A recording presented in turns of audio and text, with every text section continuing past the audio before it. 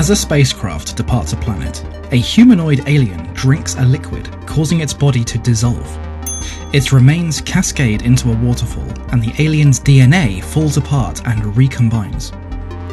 In 2089, archaeologists Elizabeth Shaw and Charlie Holloway discover a star map in Scotland that matches others from several unconnected ancient cultures. They interpret this as an invitation from humanity's forerunners, the engineers. Peter Weyland, the elderly CEO of Weyland Corporation, funds an expedition aboard the scientific vessel Prometheus to follow the map to the distant moon LV-223. The ship's crew travels in suspended animation while the android David monitors their voyage. They arrive in December 2093. The Prometheus lands on the barren, mountainous surface near a large artificial structure, which the team explores. Inside, they find stone cylinders, a monolithic statue of a humanoid head, and the decapitated corpse of a large alien, thought to be an engineer. Shaw recovers its head. The crew finds other bodies, leading them to surmise that the species is extinct. Crew members Milburn and Fifield grow uncomfortable with the discoveries and attempt to return to Prometheus, but get lost in the structure. The expedition is cut short when a storm forces the crew to return to the ship. David secretly takes a cylinder with him, while the remaining ones begin leaking a dark liquid. In the ship's lab, the engineer's DNA is found to match that of humans. David investigates the cylinder and the liquid inside. He intentionally taints a drink with the liquid and gives it to the unsuspecting Holloway, who had stated he would do anything for answers. Shortly after, Shaw and Holloway have sex. Inside the structure, a snake-like creature kills Milburn and sprays a corrosive fluid that melts Fifield's helmet. Fifield falls face first into a puddle of dark liquid. When the crew returns, they find Milburn's corpse. David separately discovers a control room containing a surviving engineer in stasis and a holographic star map highlighting Earth. Meanwhile, Holloway sickens rapidly. He is rushed back to Prometheus, but mission director Meredith Vickers refuses to let him aboard. At his urging, she burns him to death with a flamethrower. Later, a medical scan reveals that Shaw, despite being previously infertile, is now in advanced pregnancy. Fearing the worst, she uses an automated surgery table to extract a squid-like creature from her abdomen. Shaw then discovers that Weyland has been in stasis aboard Prometheus. He explains that he wants to ask the engineers how not to die from old age. Vickers addresses him as father. A monstrous, mutated Fifield returns to the Prometheus and kills several people before being killed himself. The captain of Prometheus, Janik, speculates that the structure was an engineer military base that lost control of a virulent biological weapon, the Dark Liquid. The structure also houses a spacecraft. Weyland and the team return to the structure, accompanied by Shaw. David wakes the engineer from stasis and speaks to him in Proto-Indo-European to try to explain what Weyland wants. The engineer responds by decapitating David and killing Weyland and his team before reactivating the spacecraft. Shaw flees and warns Janik that the engineer is planning to release the liquid on Earth, convincing him to stop the spacecraft. Janik and the remaining crew sacrifice themselves by ramming the Prometheus into the alien craft, ejecting the lifeboat in the process. The engineer's disabled spacecraft crashes into the ground, causing the death of Vickers. Shaw goes to the lifeboat and finds her alien offspring is alive and has grown to gigantic size. The engineer forces open the lifeboat's airlock and attacks Shaw, who releases her alien offspring into him. It thrusts an ovipositor down the engineer's throat, subduing him. Shaw recovers David's remains and, with his help, launches another engineer spacecraft. She intends to reach the engineer's homeworld in an attempt to understand why they wanted to destroy humanity. In the lifeboat left on the planet, an alien creature bursts out of the engineer's chest. In a prologue, business magnate Peter Weyland speaks with his newly activated android in a lakeside apartment. The android chooses the name David for himself after observing Michelangelo's statue. Weyland states that one day they will search for mankind's creator together. David comments on his unlimited lifespan as compared to Weyland's, which unsettles Weyland. In 2104, 11 years after the Prometheus expedition, the colonization ship Covenant is 7 years from reaching planet Aurigae 6 with 2,000 colonists in stasis and 1,140 human embryos in cold storage. The ship is monitored by Walter, an advanced android model that physically resembles David. When a neutrino burst damages the ship, Walter reanimates the human crewmates. The ship's captain, Jake Branson, is incinerated when his stasis pod malfunctions. While repairing the ship, the crew picks up a transmission of a human voice from a nearby planet which appears eminently more habitable than Aurigae 6. Despite the protests of Daniels, Bronson's widow, that this new perfect planet is too good to be true, the new captain, Christopher Oram, decides they will investigate. With pilot Tennessee maintaining Covenant in orbit, his wife Faris flies a lander to the planet's surface, where an expedition team tracks the transmission signal to a crashed alien ship. Crew members Ledwood and Hallett are infected by spores from fungus-like organisms. Oram's wife, Carrie, helps the rapidly deteriorating Ledwood back to the lander, where Faris quarantines both inside the medbay. A small pale alien creature, Neomorph, bursts from Ledwood's back, killing him, and mauls Carrie to death. Faris tries to kill the creature with a shotgun, but triggers an explosion that kills her and destroys the lander. Nearby in the fields, another Neomorph bursts from Hallett's mouth, killing him. The creatures attack the remaining crew, killing crew member Anchor. The remaining crew kills one Neomorph before David, who survived the Prometheus mission, appears and scares off the other. David leads the crew to a temple in a city full of dead humanoids. He tells them that, upon his and fellow Prometheus survivor Elizabeth Shaw's arrival at the planet, their ship accidentally released a pathogen that annihilated all fauna on the planet, and that Shaw perished when the ship crashed. Attempts to radio the Covenant are prevented by ion storms. When the remaining Neomorph infiltrates the temple and kills crew member Rosenthal, David tries to communicate with it and is incensed when Oram shoots it dead. Oram questions David, who reveals the aliens are a result of his releasing and experimenting with the pathogen to produce new lifeforms, before tricking Oram into being attacked by a facehugger. A new form of creature later erupts from Oram's chest, killing him. As the others search for Oram and Rosenthal, Walter finds Shaw's dissected corpse, used by David as material for his evolving creature designs. David states that humanity is a dying and unworthy species, and that his designated creature is a perfect organism that will eradicate them. When Walter disagrees, David incapacitates him and threatens Daniels. Walter heals himself and engages David, allowing Daniels to escape. Elsewhere, another facehugger attacks security chief Dan Lope. Crew member Cole quickly cuts it off, leaving Lope with acid burns on his face. The now fully grown Xenomorph kills Cole, while Lope escapes and meets up with Daniels. Tennessee arrives in a lander to extract Daniels, Lope and Walter, who says David has expired. They kill the attacking Xenomorph and return to the Covenant. The next morning, Daniels and Tennessee discover a Xenomorph has burst from Lope's chest, killing him, and is loose on the Covenant. It matures and kills crew members Ricks and Upworth while they are in the shower together. Daniels and Tennessee lure the creature into Covenant's terraforming bay and eject it into space. Covenant resumes its voyage to Aurigae 6. As Walter puts Daniels in stasis, she realizes he is actually David, but is unable to escape from her pod before falling asleep. David regurgitates 2 facehugger embryos, which he places in cold storage with the human embryos, and inspects the colonists. Posing as Walter, he sends a transmission in which he says all crew members except Daniels and Tennessee were killed by the earlier solar flare incident. The commercial space tug Nostromo is returning to Earth with a 7-member crew in stasis: Captain Dallas, Executive Officer Kane, Warrant Officer Ripley, Navigator Lambert, Science Officer Ash, and Engineers Parker and Brett. The ship's computer, Mother, detects a transmission from a nearby moon and awakens the crew.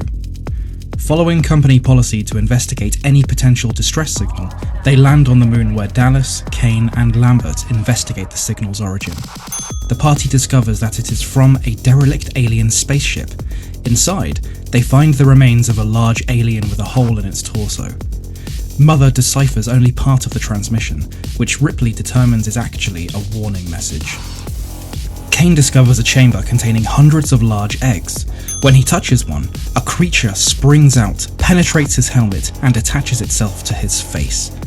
Dallas and Lambert carry the unconscious Kane back to the Nostromo. As the acting senior officer, Ripley refuses to let them aboard, citing quarantine regulations, but Ash overrides her decision and lets them inside. The crew returns to space, and Ash attempts to remove the creature from Kane's face, but stops when he discovers that its extremely corrosive acidic blood could hurt Kane and potentially damage the ship's hull. It eventually detaches itself and is found dead.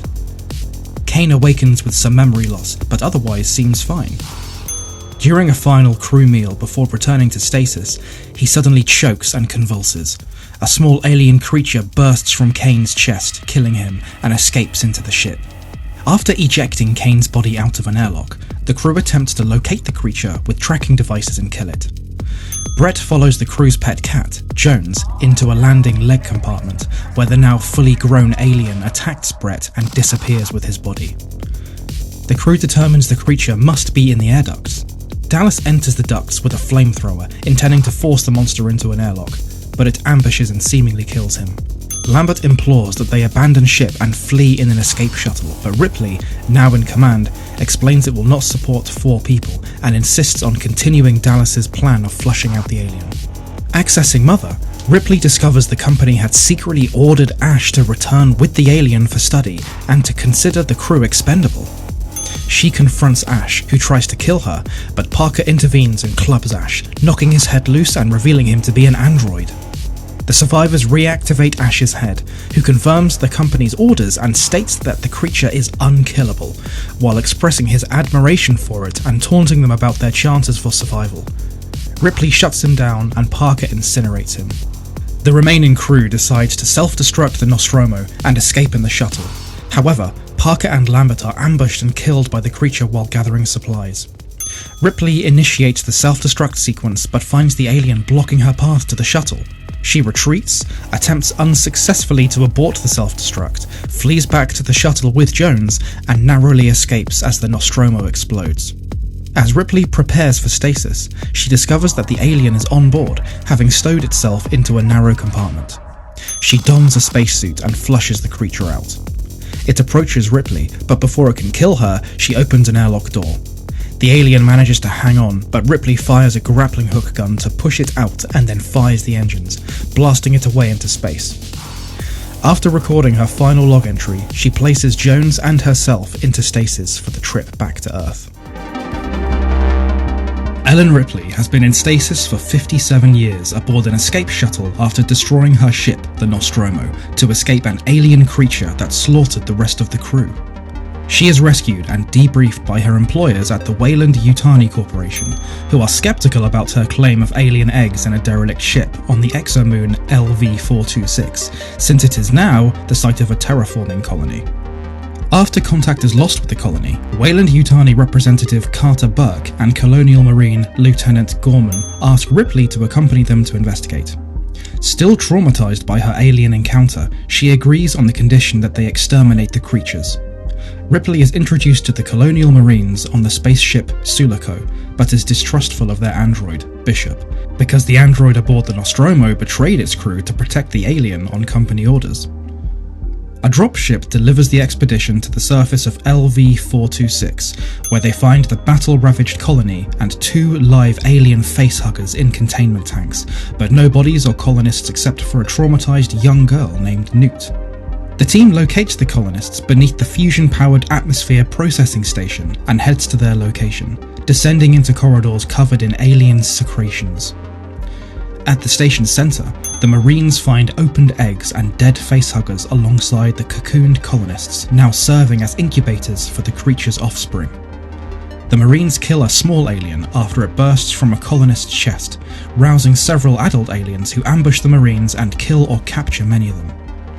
When the inexperienced Gorman panics, Ripley assumes command, takes control of their armoured personnel carrier, and rams the nest to rescue Corporal Dwayne Hicks and Private Hudson and Vasquez.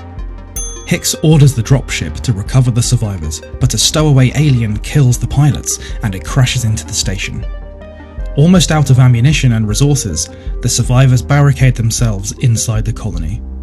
Ripley discovers that Burke ordered the colonists to investigate the derelict spaceship containing the alien eggs, intending to profit by recovering them for biological weapon research. Before she can expose them, Bishop informs the group that the dropship crash damaged the power plant cooling system, and the plant will soon overheat and explode, destroying the colony.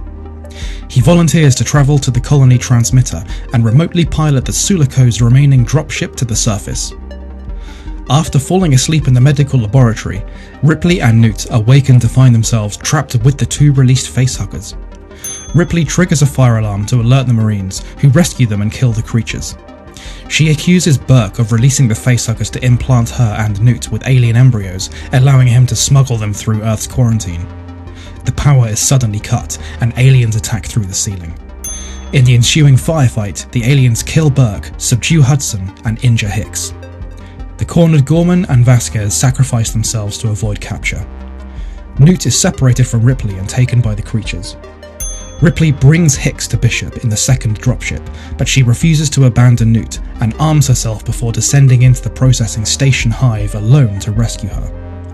During their escape, they encounter the alien queen surrounded by dozens of her eggs, and when one of them begins to open, Ripley uses her weapon to destroy them all and the queen's ovipositor. Pursued by the enraged queen, Ripley and Newt join Bishop and Hicks on the dropship and escape moments before the station explodes, consuming the colony in a nuclear blast. Aboard the Sulaco, the group is ambushed by the Queen, who's stowed away in the dropship's landing gear. The Queen tears Bishop in half and advances on Newt, but Ripley fights the creature with an exosuit cargo loader and expels it through an airlock into space, while the damaged Bishop keeps Newt safe. Ripley, Newt, Hicks and Bishop enter hypersleep for their return trip to Earth.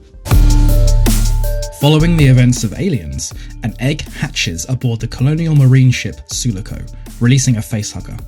A fire starts and the ship's computer launches an escape pod containing Ellen Ripley, Newt, Hicks and the damaged android Bishop. All four are in cryonic stasis. The pod crash lands on Fiorina Fury 161, a foundry and maximum security correctional facility inhabited by male inmates with a genetic predisposition for antisocial behaviour. The inmates recover the crashed pod and its passengers. The facehugger approaches inmate Thomas Murphy's dog, Spike.